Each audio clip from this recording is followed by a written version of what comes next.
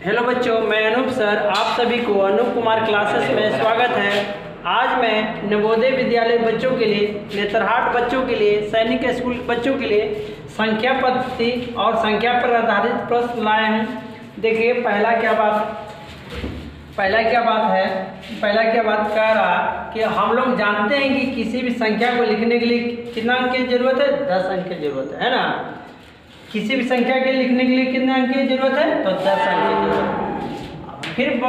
फिर क्या कहता है जी, इस संख्या पद्धति में आप देखिएगा, संख्या पद्धति में अगर ये सब आ गए ही जरूर, भाग, भाजक और भागफल और प्लस, हाँ ये सब आ गई, तो इसको आप निकालने के लिए कभी सवाल बोल देगा कि भाजक निकालें, भाजक निकालें या भाज निकालें या भागफल निकालें, तो आपको पहले भाज निकालने के लिए कह देगा, तो आपको क्या करना पड़ेगा? भाजक गुने भागफल प्लस शेषफल, ये रहेगा तो आपको भाजक आ जाएगा। क्या आ जाएगा? आपका भाजक आंसर आ जाएगा, है ना। अगर वही भाजक पूछ देगा तो भाजक बराबर फॉर्मूला होता है भाज माइनस शेषफल भागा भागफल, है ना। ये सब होगा। अब भाजक अगर पूछ देगा तो भाजक निकालना है तो भाज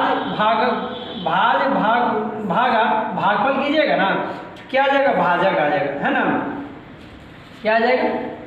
चलिए अगला देखते हैं। अगला क्या बात कहता है जी, कह रहा है कि शेषफल को कभी कभी अवशेष लिख देता है। क्या सवाल में लिख देता है कि अवशेष इतना है, तो बच्चे लोग नहीं समझ पाते, शेषफल बोलेगा या अवशेष बोलेगा, बात एक ही है। बोल रहा है ये बात क्या कह रहा है, यहाँ पर क्या कह रहा है कि विभक्ति का नियम है ना, विभक्ति का नियम है ना, जो कटने वाला है ना, विभाज का नियम है ना, चाहे विभाज बोले, विभाज का नियम क्या कहता है जी? विभाज का नियम संख्या पद्धति पर करना लिखना है जी, संख्या पद्धति के बारे में बतलाना है। संख्या पद्धति में भाज का नियम क्या कहता है, कैसे जानेंगे कि 2 से कटेगा? भाज का नियम यही ना कह रहा है कि 2 से कैसे जानेंगे कटेगा, 3 से कैसे जानेंगे, 4 से कैसे जानेंगे। तो 2 से जानने के लिए जिसके अंत में 0, 2, 4, 6, 8 रहेगा ना, वो 2 से आपका वो संख्या कट जाएगा। जिसके अंत में जो संख्या के अंत में मान चलिए 0 रहेगा, 2 रहेगा, 4 रहेगा, 6, 8 रहेगा, ये सब रहेगा तो 2 से कट जाएगा। 3 से कैसे जानेंगे कि 3 से कटेगा जी? जिसके जोड़ने पर 3, 6, 9, 12 मतलब 3 का पहाड़ा आ जाएगा, वो 3 से कट जाएगा, है ना। 3 से कैसे जानिएगा? 4 से कटेगा जी, जिसके अंत में 2 को अगर संख्या कट गया लास्ट वाला, है ना, तो समझिए कि 4 से कट जाएगा। जैसे 16 है ना, लास्ट में 2 अंक कट गया, तो ये समझिए इस वाला भी, इधर वाला भी संख्या पूरा कट जाएगा। मान चलिए ले लीजिए 916, तो 916 में 16 कट गया तो इसमें पूरी 916 भी कट जाएगा। चाहे लास्ट में 2 को 0 रहेगा ना, वो भी 4 से कट जाएगा। चलते हैं अगले टॉपिक पर। देखिए अगला बात क्या कहता है जी, अगला बात क्या कहता है, बोल रहा है हाँ, तो 4 से कैसे जानेंगे जी? मान लीजिए 3 तक तो बतला दिए, तो अगला बात कर रहे थे 4 से तो बतला ही दीजिए। 5 से कैसे जानेंगे? जिसके अंत में 0 या 5 रहेगा ना, वो 5 से कट जाएगा। जिसके अंत में 0 या 5 रहेगा, मान चलिए अंक बना दिए 70, इसके अंत में 0 है या 5 75 भी रहता तो 5 से कट जाएगा। कुछ भी लीजिए और बड़ा सा अंक, तो लास्ट में 5 है तो भी 5 से कट जाएगा। लास्ट में 0 या 5 रहेगा तो क्या से कटेगा? 5 से कट जाएगा। 6 से कैसे जानेंगे कटेगा जी? जिसको 2 और 3 से कट देगा, जो टेबल 2 और 3 से कट देगा, वो 6 से भी कट जाएगा। मान चलिए एग्जाम्पल लीजिए 18, 2 से भी कट जाएगा, 3 से भी कट जा रहा है, तो इसका मतलब 6 से भी कट जाएगा। 7 से कैसे जानेंगे जी कि 7 से कटेगा? 7 से कैसे जानेंगे? मान चलिए ये संख्या, तो लास्ट वाला संख्या को लिखना है और उसको 2 से गुना कर देना है, और पूरा ये जो बच गया संख्या उसमें से माइनस कर देना है ना। 88 माइनस 4 कीजिएगा, कितना? 84 आ जाएगा। अगर इसको 7 से भाग कीजिएगा ना, पूरी क्या हो जाएगा? कट जाएगा। तो समझिए कि 7 से कट जाएगा, और नहीं कटा तो समझिए कि 7 से नहीं कटेगा, है ना। चलते हैं अगले 8 पर, देखते हैं कि 8 से कैसे जानेंगे कि 8 से कटेगा।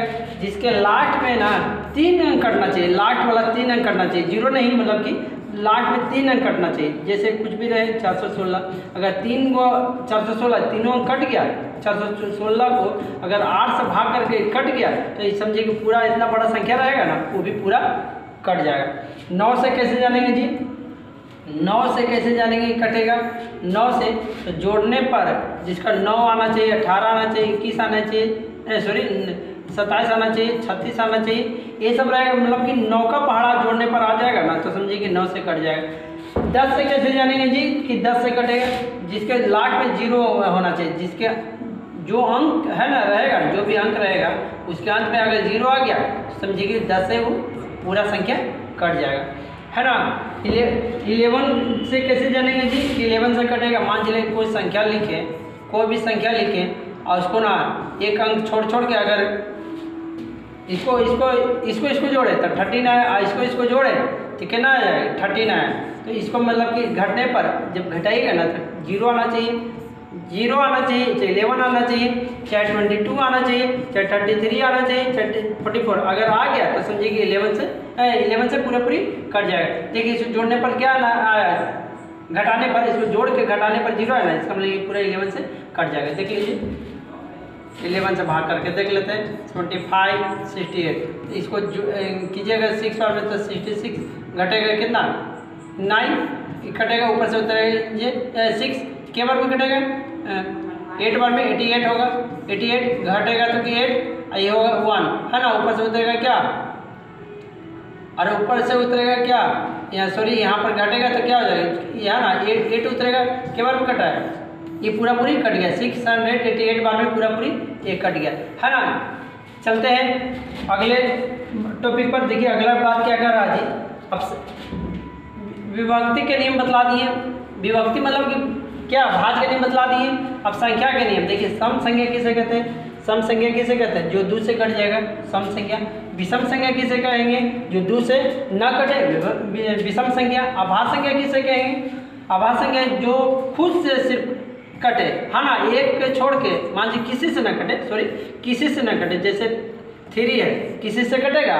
नहीं कटेगा। एक और स्वयं तो सबको काट देता है, एक और स्वयं, एक और खुद तो सबको काट देता है। मतलब कि अभाज्य संख्या किसे कहेंगे? जो कोई पार से न कटे। सहभाज्य किसे कहेंगे जी? सहभाज्य किसे कहेंगे? जिसका मसा 1 हो। सहभाज्य किसे कहेंगे? जिसका मसा 1 है। मान लीजिए 5 और 6, इसको अगर मसा बनाएंगे, अगर 1 आ गया मसा तो समझिए कि सहभाज्य संख्या है। भाज्य संख्या किसे कहेंगे? कम से कम 2 पारा से करना चाहिए, जैसे 4 2 पारा से करना चाहिए। पूर्ण संख्या किसे कहेंगे? पूर्ण संख्या उसे कहेंगे जो 0 से चालू होता है। पूर्ण संख्या किसे कहेंगे? जो 0 से चालू होता है। प्राकृतिक संख्या किसे कहेंगे जी? प्राकृतिक संख्या कहेंगे जो 1 से चालू होता है, 1 2 3 4, है ना। परमेय संख्या किसे कहेंगे जी? परमेय संख्या किसे कहेंगे? परमेय संख्या जो P/Q के रूप में होना चाहिए, है ना। Q बराबर 0 नहीं होना चाहिए, है ना। अपरमेय संख्या किसे कहेंगे? जो P/Q के रूप में नहीं होना चाहिए, है ना। P/Q के रूप में नहीं होना चाहिए, है ना। ये सब VVI क्वेश्चन है जी, है ना।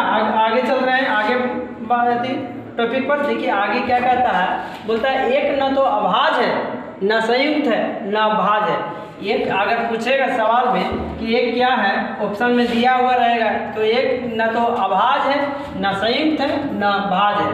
बोल देगा एक क्या है, तो एक विषम संख्या है। एक क्या है? एक विषम संख्या है। 2 क्या है जी? तो 2 अभाज्य संख्या है। सबसे छोटी अभाज्य संख्या क्या है? 2। बोल देगा सबसे छोटी अभाज्य संख्या कौन है जी? तो 2। भाज्य संख्या सबसे छोटी कौन है जी? तो 4। भाज्य संख्या सबसे छोटी तो 4। 2 सबसे छोटी सम संख्या। अगर पूछेगा सबसे छोटी सम संख्या क्या हो, तो 2। 0 क्या है? एक पूर्णांक है। 0 क्या है? एक पूर्णांक है। और क्या कर रहा है लास्ट में, क्या बात कर रहा है जी? 2 3 5 को छोड़कर किसी भी संख्या को ना, किसी भी अभाज्य संख्या को ना अगर 6 से भाग कीजिएगा ना, तो क्या शेषफल क्या 1 या 5 आएगा। क्या कह रहा है ये बात को, क्या कह रहा है कि कोई भी अभाज्य संख्या को भाग कीजिएगा 6 से तो 1 या 5 आएगा। मान चलिए कोई भी अभाज्य 3 लीजिए, 13 लीजिए, तो इसको अगर भाग कीजिएगा तो शेषफल क्या आएगा? 1 या 5 आएगा। मगर 2 3 5 छोड़कर, ये तीनों को छोड़कर, है ना, अगर कोई भी अभाज्य संख्या को लेते हैं तो क्या आएगा शेषफल? 1 या 5 करके देख लीजिए, घटेगा तो 1, शेषफल 1 है ना, है ना। और भी एग्जाम्पल लेके देख लीजिएगा। चलते हैं अगले टॉपिक पर। अगला टॉपिक क्या बात कर रहा जी? अगला बात क्या कर रहा जी? अगला बात क्या कर रहा है? हो रहा है सवाल क्या कर रहा है टाइप 1 में एक व्यक्ति 5 दिन में 100 अंगूर खाता है, प्रत्येक दिन वह पहले दिन की तुलना में 6 अंगूर अधिक खाता है। उसने पहले दिन कितने अंगूर खाए, कि पहले दिन कितने अंगूर खाए। सबसे पहले मान चलिए पहला दिन 1 अंगूर खाए, दूसरा के दिन 1 + 6 ज़्यादा खाए, है ना, और तीसरा के दिन 6 और अधिक खाए, फिर चौथा दिन इतना 6 अधिक और खाए, पाँचवा दिन 1 + 24 खाए, है ना, 6 ज़्यादा खा रहा, सब मिला के 100 अंगूर खाए, है ना। सबको जोड़िएगा, x 1 है 2 3 4 5 वो x है 5x। इसको जोड़िएगा 6 और 12 18 36 और 24 कितना हो जाएगा जी 60, है ना, बराबर 100। इतने ना खाया जी। अब इसको सॉल्यूशन कीजिएगा तो क्या होगा, 5x बराबर क्या 100 माइनस ऊपर ले जाएगा तो क्या होगा 60 होगा। 5x बराबर क्या 100 में से 60 गया तो 40, तो x बराबर क्या हो जाएगा जी 40/5। पहला x बटे 40/5 कटेगा तो केवल में कटेगा जी 8 बार में। इसका मतलब कि पहला दिन कितना अंगूर खाया 8, है ना। चलते हैं अगले टाइप पर, क्या कहता है जी अगला टाइप क्या कहता है, वो रहा है कि टाइप 2 में कि लगातार अगर 3 बार रहेगा कोई भी संख्या, लगातार अगर कोई भी 3 बार रहेगा, जैसे 2 2 2 3 3 3, लगातार कोई भी संख्या रहेगा वो 3 से कट जाएगा। कोई भी लेकर देख लीजिए 4 4 4 रहेगा, चाहे 5 5 5 रहेगा वो भी 3 से कट जाएगा। चाहे 3 का पर स्क्वायर रहेगा ना, जैसे 3 का, इसमें क्या कर रहा है बात में कि 3 का स्क्वायर ले लीजिए, कितने भी स्क्वायर ले लीजिएगा ना वो भी 3 से आपका कट जाएगा। चलते हैं अगले टाइप में। अगला टाइप क्या कहता है जी, अगला टाइप क्या कहता है, टाइप कह रहा है टाइप 3 में लास्ट टाइप है जी। क्या कह रहा है कि अगर कोई भी संख्या को ऐसा लिख दिया और उसको उलट कर अगर लिखिएगा, उससे कम संख्या रहना चाहिए, तो अगर उसको घटने के बाद जो भी संख्या आएगा ना 9 से कट जाएगा। ये संख्या लिए इससे अगर इसको पलट के अगर वही संख्या को पलट के इधर उधर लिखेंगे और उसको घटने के बाद जो भी संख्या आएगा 9 से कट जाएगा, वो छोटी संख्या रहना चाहिए, है ना। Thanks for watching, like the video and subscribe my channel.